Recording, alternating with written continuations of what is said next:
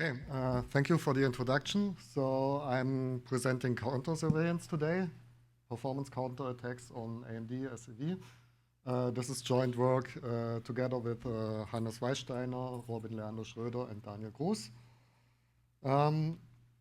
So first of all, let's talk a little bit about classical trusted execution environments and confidential virtual machines and how they differ. So in typical trusted execution environments, you have a specialized enclave, then you have the host operating system, which you do not trust, and then you have the hardware, which is trusted again. Typically, yeah, there are some works that show that side channels are still a problem here. Typical recommendation here is to use constant time programming, avoid branches and stuff like that to protect against side channels. So in confidential virtual machines, we now have the hypervisor, which we do not trust. But in contrast to classical trusted execution environments, we have oftentimes a general purpose guest operating system and general purpose applications. So I would say the attack surface that you have inside a confidential virtual machine is much larger than you have in classical trusted execution environments.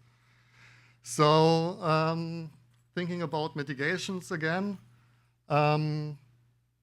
how do we ensure that all of this software that is running in the confidential virtual machine is actually constant time?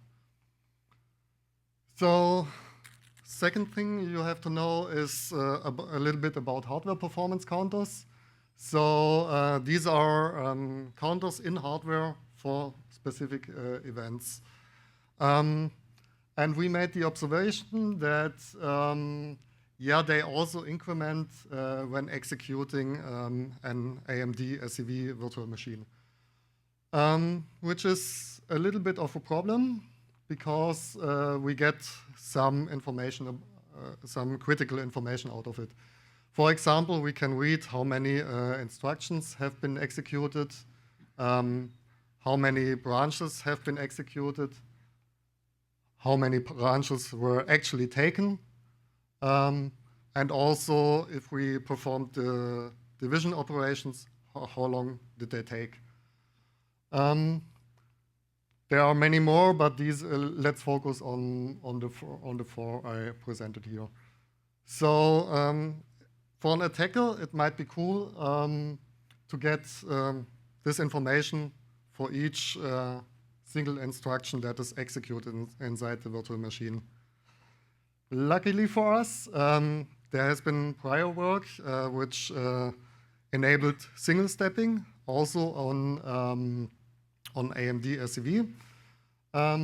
So the basic idea, we can't do architectural single stepping. So of course that is prevented, but we can do a little trick. So we start a hardware timer. And we make it expire just at the right amount of time that we hit the instruction inside the virtual machine that is executed. So if we do this correctly, then we can actually execute the confidential virtual machine instruction by instruction and just record how and just query the performance counter after each step. That's the entire idea of the attack. So rather simple.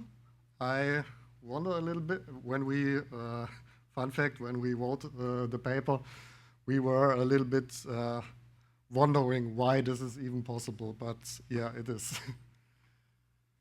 So, of course, we don't want to single step the entire virtual machine because, yeah, that will take some time. So we use page fault tracking to basically find the code that we want to attack. So typically, yeah, we track the start page with page fault tracking. If we see a hit on the start page, then we track our target pages. The start page typically is the caller of the function that we want to attack, and the target page, of course, is the page where the attacked function lives. And we do this basically until we leave our target function. So with that, we cover the control flow inside the virtual machine. The simplest example here is if we observe that we have that there were no branches executed and no branches taken, then we know, yeah, the instruction was not a branch. On the other hand, if we observe that one branch was executed but it was not taken, yeah, then we know it was first it was a conditional branch, and second, the branch was not taken. And third, yeah, so if we see that a branch was executed and the performance counter also tells us that the branch was taken, then we know, yeah, that was the outcome of the branch. And this leaks information about the condition of the branch and about the data that is processed. So meaning that with this, we can basically leak the outcome of every secret dependent branch inside the virtual machine. Let's show a few examples. So this is the classical square and multiply attack on RSA. Basically, we have a loop that iterates over each bit of the secret key, and this is the branch that we execute. So basically, if the secret bit is a 0, then we only do the square step. Otherwise, we do square. Where do we have it? Here, and multiply. Let's execute that and generate some traces. Then it looks somehow like this. So this is the case when the secret bit is 0. We see that in that case, the branch was not taken. Here, in that case, the compiler swaps the condition around, so that's why this is inverted. On the other hand, if the secret bit was 1, then we see, yeah, the branch was actually taken here at step 20.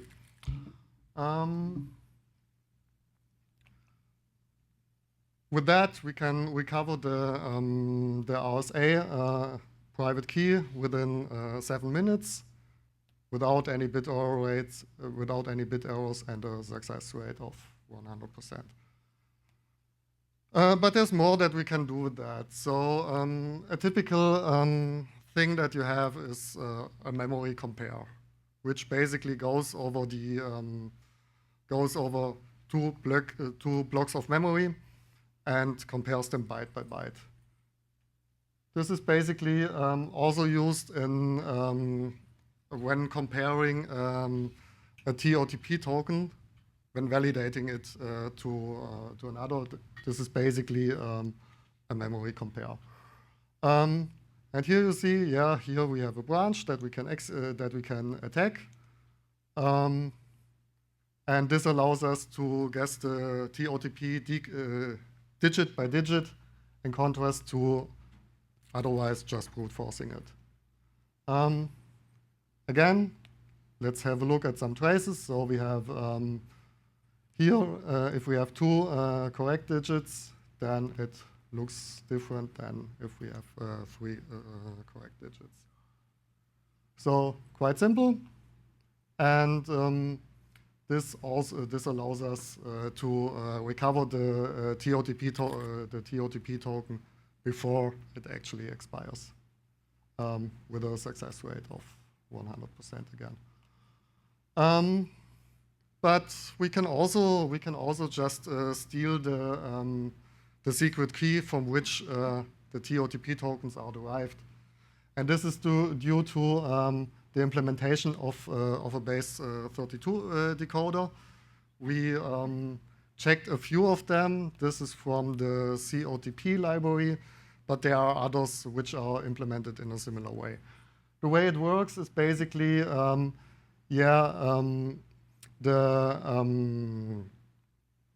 we again have a loop that goes over each byte of over each base 32 encoded byte of the secret, and compares it to a lookup table.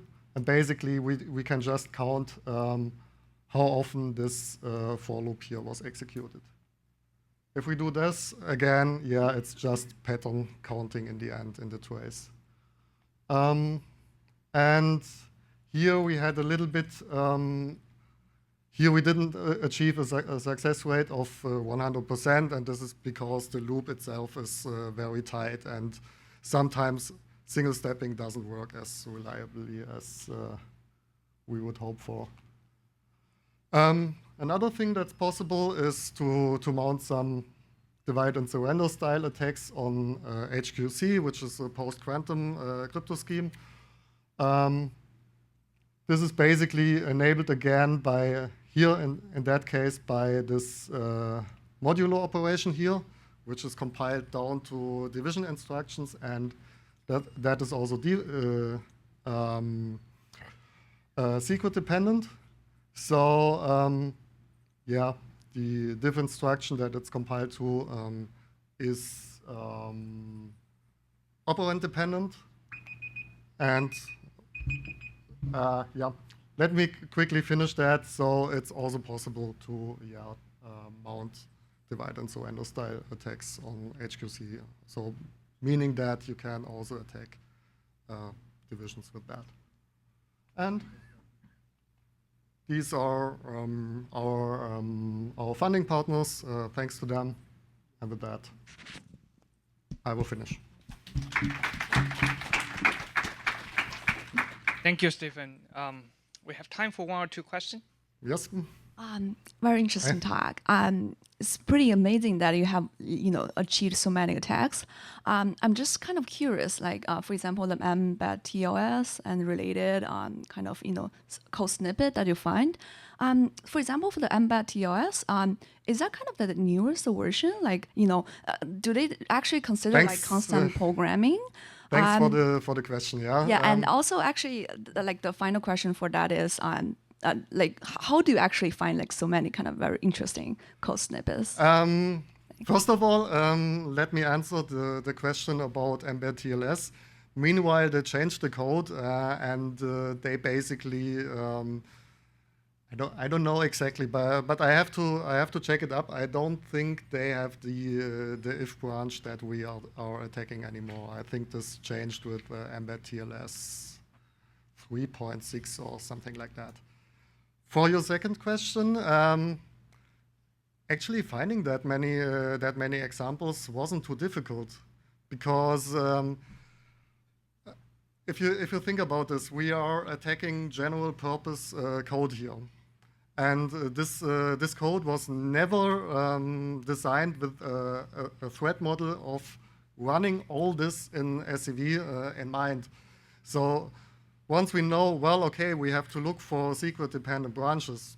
Okay, yeah, there are a lot of them. Thanks a lot. Thank you too.